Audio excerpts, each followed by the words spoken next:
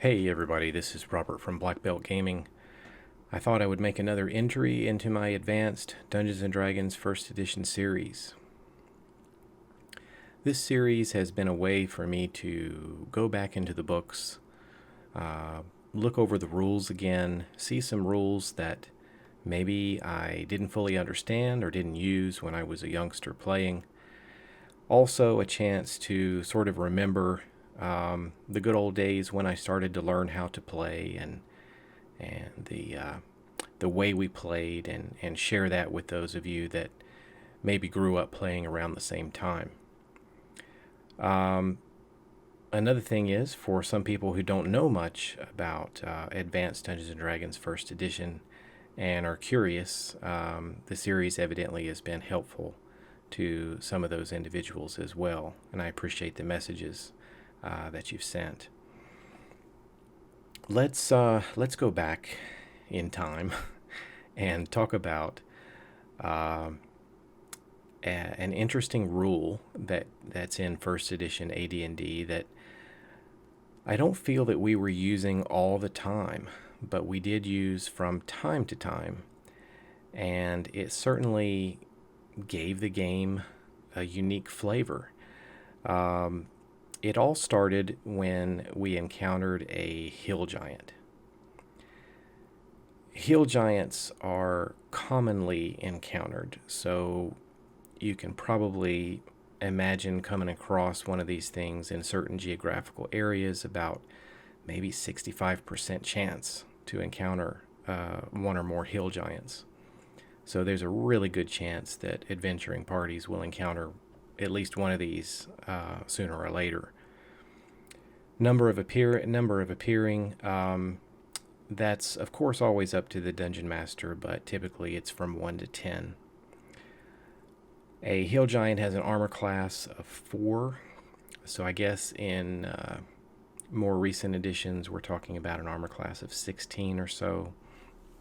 It's not due to any armor, it's probably due just to their toughness, and you need to be able to break through that toughness to actually do any damage to these things. Hit dice is 8. 8 plus 1 or 2 additional hit points. They get 1 attack per round, and it's a pretty hefty 2 to 16 points of damage. So you take your average farmer, and he could probably do 2 to 3 times enough damage to kill that farmer in one hit. So these things can be quite deadly. Hurling rocks, they can hurl stones for 2 to 16 points of damage as well. So the damage is the same, whether they're stomping, swatting with a big club, crushing you with their hand, or throwing rocks. They have a low intelligence. They are chaotic evil, so they're not nice creatures. And they are large, about 10.5 feet tall.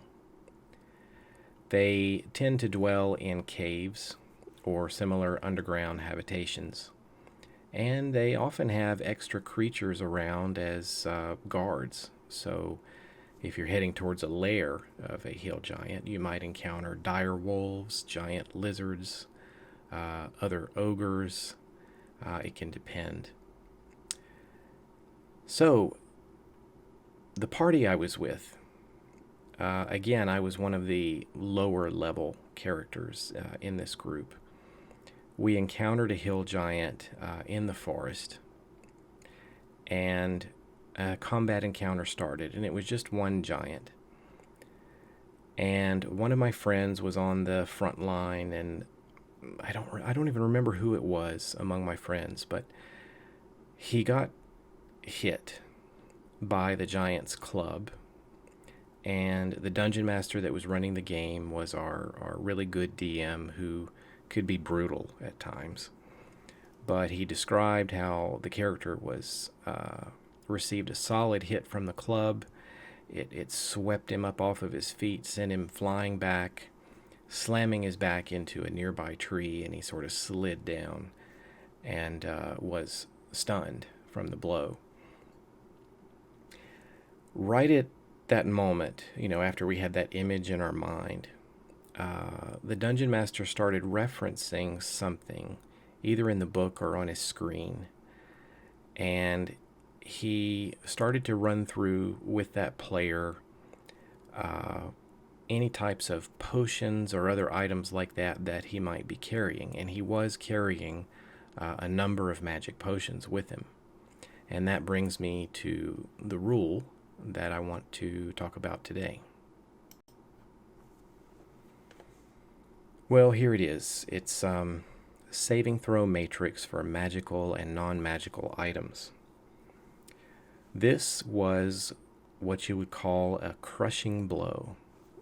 And if we move down, it's just a little easier to see on the page.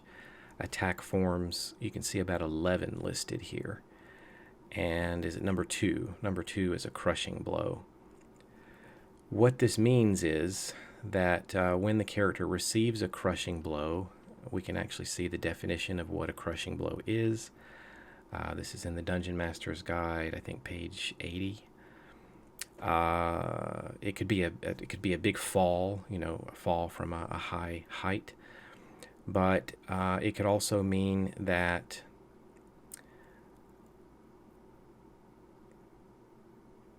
let's see, a blow from an ogre or giant's weapon. There it is. And any sort of flasks or vials, containers like that could be destroyed. And so if we go to the item description, you'll see various items here covering a lot of the things that characters may carry. And if we go over here to, I don't remember if he was checking for glass or if it was vials, probably vials. We see that crushing blow, you've really got to make a heck of a saving throw to not have this thing destroyed. And so as he was reading off his potions, the dungeon master was rolling the d20 behind his screen. And I remember he read off the name of a potion. The dungeon master plopped the dice down, and I remember the DM just saying, "All right, gone." Next. Roll the dice. That one's gone too. Next. and he went down the list, and I think maybe one potion out of his little collection survived. But that's how the rule works, and it was not something that we found to be used often, but it was just a perfect situation. That's why it was so memorable for me. It was such a hard hit. It was vividly described, and it just made sense that if he was carrying anything fragile, it was going to be destroyed. So that actually was a very memorable moment that influenced me as I was running games later to reference this rule from time to time when it was appropriate. And it could possibly be abused by a dungeon master who was really wanting to strip away a character's items. So let me talk about that for a moment.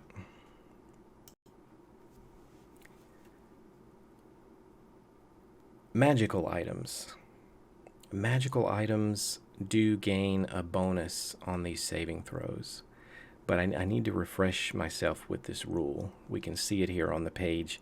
Magical items gain +2 on all rolls, +1 for each plus they have above +1.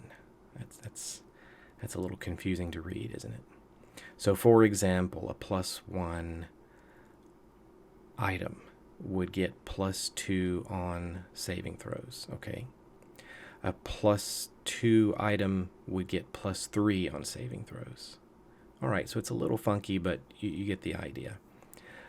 Furthermore, the magic item gains +5 on saving throws against attack forms in its own mode. For example, a blow versus a shield. So it's kind of designed to receive blows. Or a fireball versus a ring of fire resistance, or fireball wand. So it's kind of extra strong against those, but it's still possible to be destroyed. So I certainly didn't see this happen in our games very often, but it is in the rules and it's there to use if you wish. And taking a look again at the different types of attack forms, certainly anytime you might be exposed to acid, disintegration, fires of all types, severe frost, lightning, or electrical damage, it would certainly be an appropriate moment to call this rule into play.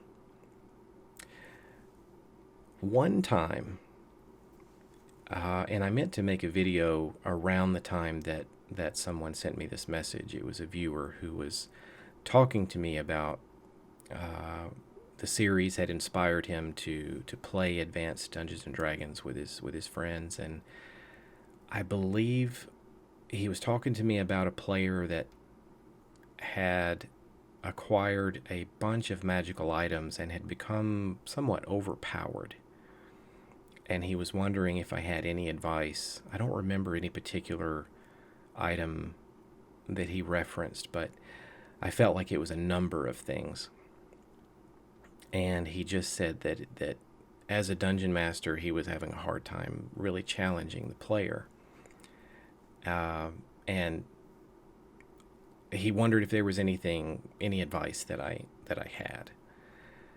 And this came to mind. I said it is something in the rules, and if you really wanted, he was really telling me he wanted to get rid of something that the character had, and he just wasn't sure how to do it without just really upsetting the guy. And so I referenced this rule to him. This is a way that perhaps if the character were to suffer one of these attack forms, it might affect some of the things that he's carrying, and by the rules it could possibly be destroyed. So it was definitely magical, so this thing was going to have a higher resistance to being destroyed. But anyway, it needs to be used responsibly. Like I said, we certainly didn't bring this out and use it all the time. But when it did come out, it added, even though it hurt us as far as taking something away from us, it still added a moment of realism and excitement. Because part of the first edition game was managing your resources carefully and losing items. Even back in first edition, losing something like your oil for your lamp or your torches or something could mean a lot. But certainly losing magical items would be a big deal if you were in a campaign where something like that was not just handed out right and left. So an interesting rule. I am curious. I have a question for those of you watching the video. For more recent editions, so I'm really thinking 3rd edition and beyond, were there rules for anything like this? I don't recall. I'm still stuck with my head in 1st edition AD&D. I don't remember if 3rd, 4th, or 5th edition had anything like this. It might. But if you know, please let me know down in the comments. I'll be interested to read that. And then for those of you that played 1st edition, did you or your dungeon master make use of this rule? And how often did it come into play? Was it something that just happened all the time, or was it sort of a rare occurrence like in our games? And let me know if you have any memories about that. I'll be interested to read those too.